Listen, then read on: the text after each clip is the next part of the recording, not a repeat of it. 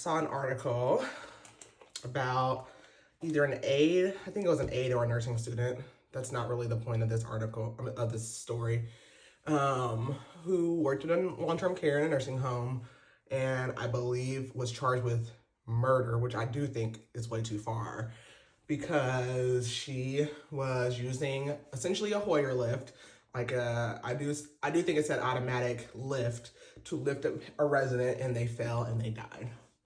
Now, I did not read the article in detail because that is not the point of the story, and a lot of times we're not going to get all the information, but I did look at the comments, and that is what irritates me.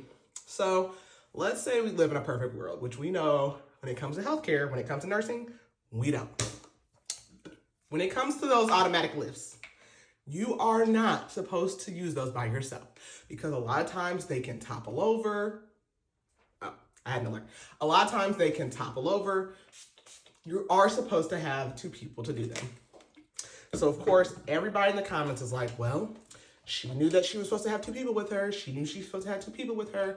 This lady doesn't look to be like super old. She does look tired, which I mean, in my mugshot, I probably would too, or like she was crying. I don't know, but she doesn't look to be very old, but like not very young either. She looks like somebody who probably has been doing this job for a minute. And there were a couple comments that felt the way I did, which was this. In a non-perfect world, which is the world we live in, that's not how it goes. Because we know in every healthcare setting, especially nursing homes, they are understaffed. Not only are they understaffed, but even when they're staffed adequately, it is understaffed. On top of the fact that we get families and patients who do not understand what that means. So yes, let's say your family member who is 200 plus pounds. And let's just say, because maybe with 200 pounds we could do something, but let's say 300 plus pounds. Maybe they are demanding that they get up right now, and every single other person is busy. And this aide deals with this every single day. So she just started getting them up because what else can she do? There's never anybody else to help her. Is it against the policy? Yes. Is it dangerous? Yes. But is anybody going to help her? And when she doesn't get that resident up and they get bed sores or they get yelled at them or the family comes in and yells at them every day, whose fault is it going to be? It's going to be her fault.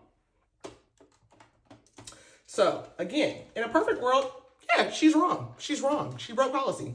But we don't live in a perfect world. Charging her with, I feel like it said murder. That's actually asinine because that screams intent, and I'm doubting that that was her intent. I would say that that's an accidental death, but it just, again, that facility failed her because I'm gonna guess that she's been doing that for a long time. And I'm also gonna guess that all the other aides in that facility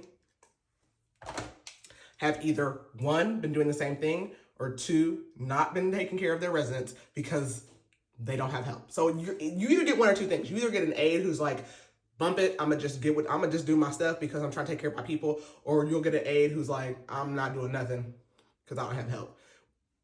Which isn't necessarily wrong, but also leaves all these residents without care. They're not wrong because they're following policy, but it leaves all these patients without care, and that here comes all family and all this stuff yelling and hollering and screaming. But again, it's a facility issue.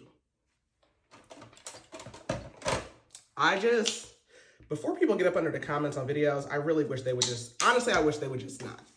Because you don't know what you're talking about if you've never been in that situation. And my heart really goes out to her. I don't know her personally. I don't know. Maybe she did just go out of her way and do this. But I'm going to almost 100% guarantee that that is not the case and that she has been doing this every day for a very long period of time. And that day was the day.